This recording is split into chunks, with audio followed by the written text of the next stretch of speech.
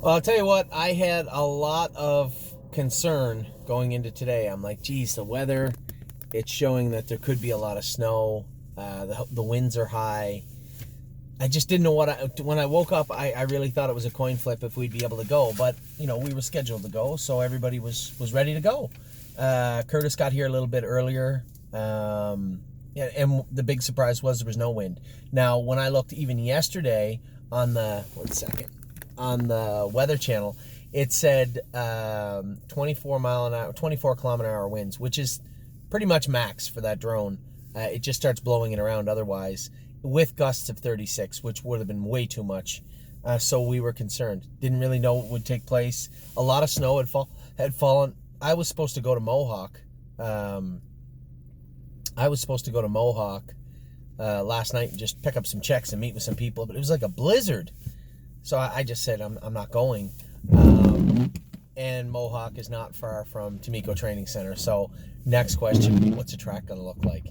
So they had it pretty good. Now, we did have some breakers in the first set. We'll talk about some breakers in a minute. But we did have some breakers in the first set. And you could tell that they were struggling all in the same places. In the corners, it was a little deep down along the rail. I know Can't Muscle Me really struggled to get through it. And a number of the other ones did. I think we had 3 or 4 breakers in the first set alone.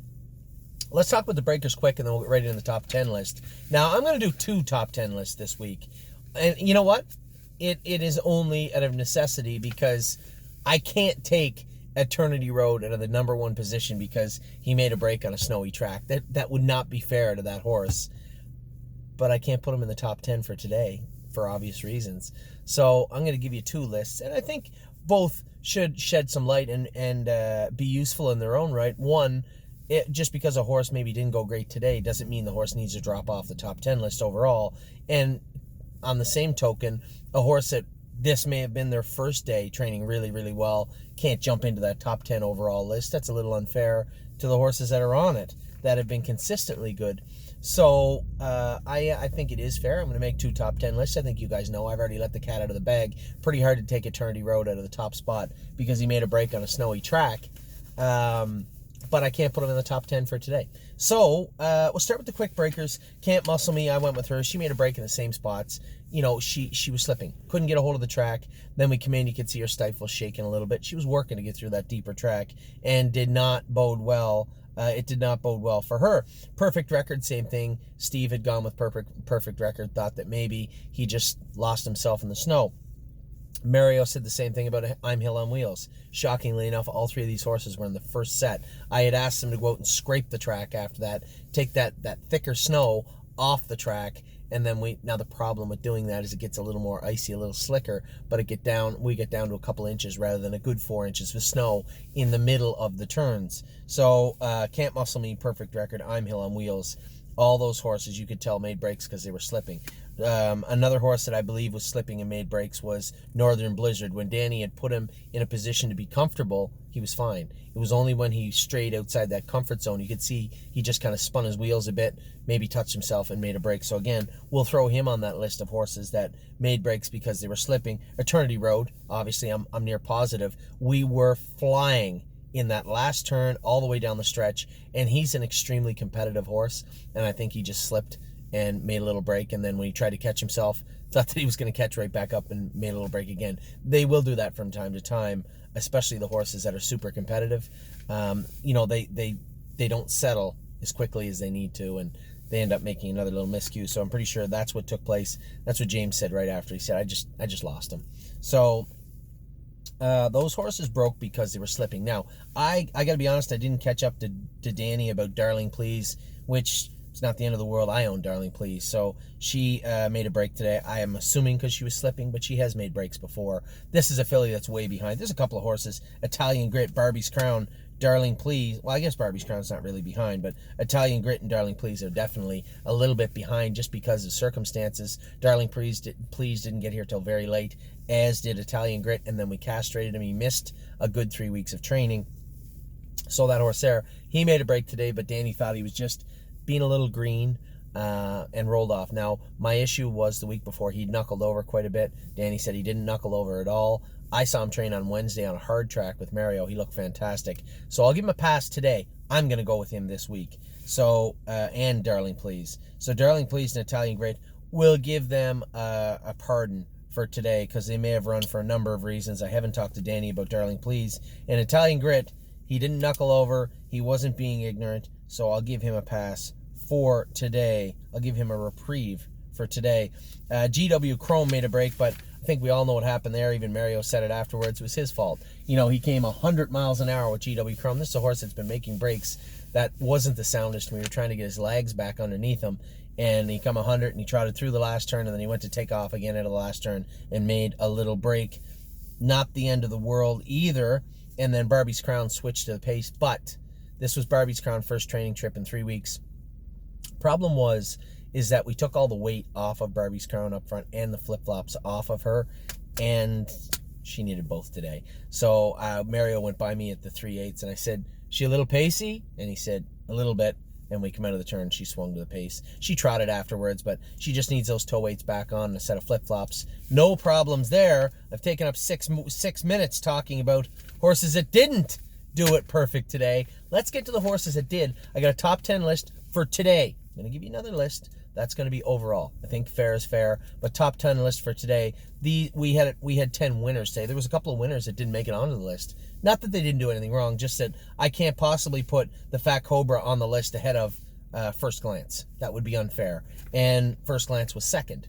So fair is fair. I put him on there. Nothing against the Fat Cobra. Great to see him win today. Looked great doing it. I moved him 2, maybe 3 times, and he did his work very well. These are the top 10 horses I saw from today. Now, to be clear, I put 2 horses in 2 slots because they were noses apart. They both were very good. They've both been very good. So I put them both in the slots. You'll see in a second. Number 10, First Glance. This horse could easily be up higher. The last little while, he's been fantastic. And Roy Hill and him were absolutely flying on the end of the mile. Roy Hill grabbed a shoe and made a break afterwards. You can tell he just hooked a shoe really quick. Not a big deal. A little surprising, but not a big deal. He came right up pacing. It didn't bother him after. Horses will make mistakes from time to time. And Roy Hill, the move he made coming into the backstretch was pretty amazing. And I thought First Glance was going to run him down. You know, that took a lot of energy. I backed in and let First Glance right up alongside me in the last turn and then paced hard down the lane. It's hard for horses to do, especially when the turns, they were, even after we scraped them, they still were a little bit snowy. So First Glance, kudos to him. He did a great job today. Easily could have been up higher. I don't really know why I didn't, but we'll leave him in the 10 spot for now. Number 9, Aglaire AM, just jiggy jog today. And James said much, much better. We made that shoeing change on her 2 weeks ago. She's been rather impressive of late. It's funny because she used to be right over on the left shaft. You could hear her interfere a little bit. Made that slight little shoeing change. And to be honest, now that I say it like that, that's the same shoeing change we made on White Tiger. And what a world of difference on both of these horses. Aglaire AM was very, very good today. Horse that deserved to be in the 8 spot. Sure, he was in the trotters. Sure, it wasn't a real deep bunch as they are right now. But Blue Monk. And the reason I like Blue Monk at number 8 was because how smart he is. This, I think I can say with confidence, the smartest horse we have. I'm almost certain I could teach him to speak French. Maybe. But I don't know French, so that wouldn't happen. Blue Monk's just a very intelligent horse. Very, very happy with what I've seen from Blue Monk today. Moved to the front, nice slow grind up to grab the lead, fought everybody off, drove away. Just an impressive mile from him. Number 7, Desperado. Now, I said some of the horses shared that were heads apart. I might have come back on and beat Beef and Cheddar. I don't think I did, and it doesn't matter. Danny was waiting for me if I did anyway. Desperado was very good today, though. What Beef and Cheddar didn't do was come first over slow, grind away on the outside, clear to the front, and then try to fight off one of the best horses we have. Desperado deserves a lot of respect from this barn. He got it from me over the last 3 weeks. Still, some of the grooms don't realize how good this horse is. This is a nice horse, and I can't wait to race him this summer. Just a really nice horse to drive. Got a lot of grit and a lot of desire and toughness. I like Desperado. Excuse me. Desperado. Now, number 6 is one of those situations where I shared the spot. I can tell you one thing. One of the most impressive transformations, I said it last week, but I'm going to reiterate it right now. One of the most impressive transformations has been Jazzy Judy. Now, Jazzy Judy is tough. Her knees were bothering her a bit today. She needs to be shod. She was slipping a little bit today. But still, when it push came to shove and it was time to fight, man, oh man, this filly's got some fight. She's got some grit to her. Jazzy Judy was very good. I don't know if Rose Run Why Not got up. Maybe, maybe not.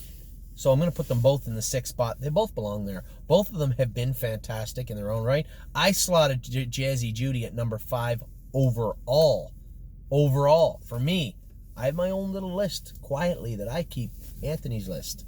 And Jazzy Judy is a horse that I put up in my number 5 in my list. I think she's going to be a tremendous filly. She's got a ton of desire. I don't know much about the Delaware program. I don't know much about political briefing, but I do know plenty about horses, and Jazzy Judy is a very, very nice horse. What she'll be in June, I have no idea, but she tries. And I'm not sure there's a horse with more grit and determination on this property than Jazzy Judy. She's tough, but she's tough in the barn on us. She's tough on the track with the other horses. Really impressive filly, and Rose Run Why Not was very, very good today. I think maybe he did get up and beat me.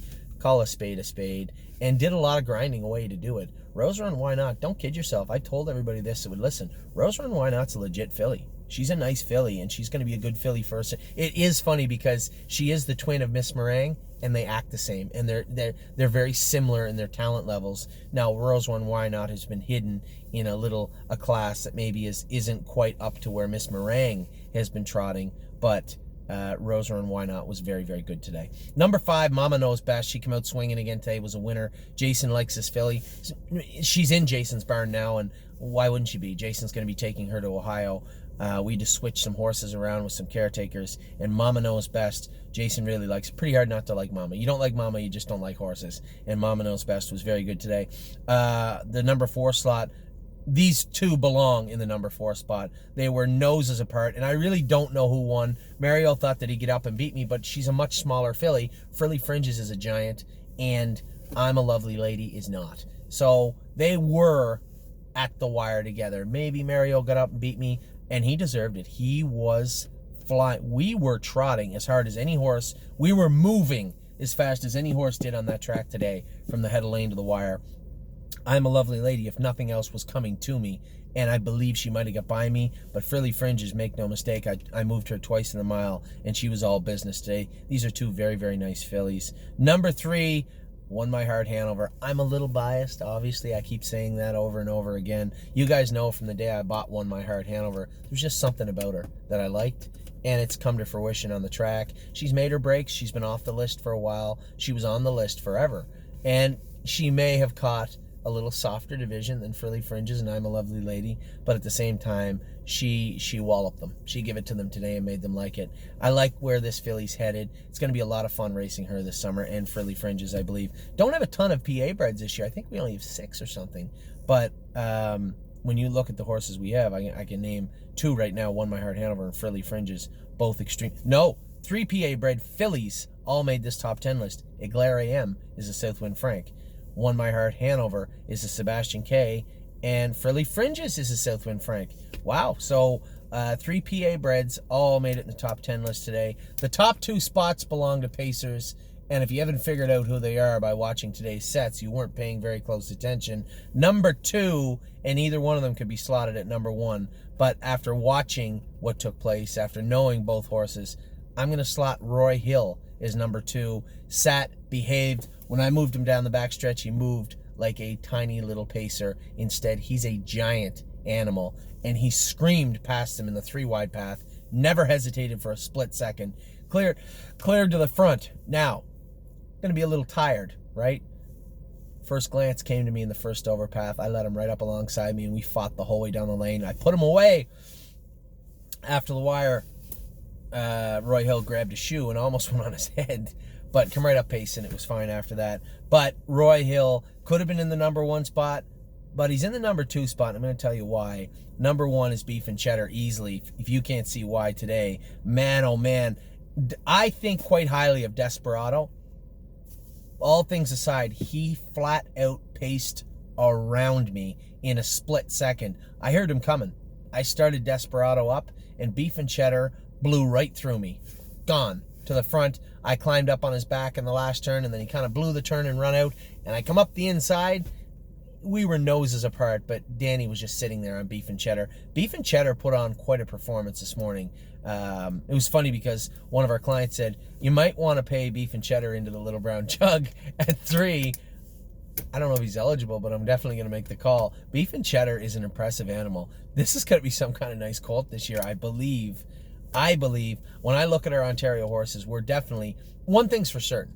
I can't say what they're going to be, but I'm almost certain it's the best crop of Ontario sired horses I've ever had. And I think we're going to have more fun and more success in Ontario than we've ever had. Either this year will be a bumper crop in Ontario. I don't think so. I think we just got some horses that can flat out dance. War We Welcome got the day off today because she's been just going easy. She had a sick week last week, so I didn't want to stress her today. She's way ahead. Who cares? Beef and Cheddar.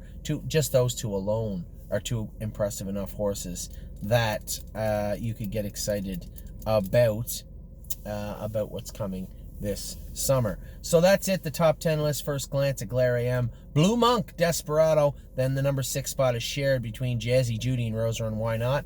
Number 5, Mama Knows Best. Number 4 is shared, Frilly Fringes and I'm a Lovely Lady. Ferris Farah. They were in a photo together, and both of them were very, very good in their sets. Number 3, Won My Heart, Hanover. Number 2, Roy Hill. Number 1, I think there's no question today. Roy Hill, give him a run for his money today, but Beef and Cheddar was the most impressive horse on the track, in my opinion, today. So that's your top 10 list for this week. I'm going to come back in a minute. I'm going to give you my top 10 list overall. As of right now, in real time, my top 10 list overall. Come back in just a minute.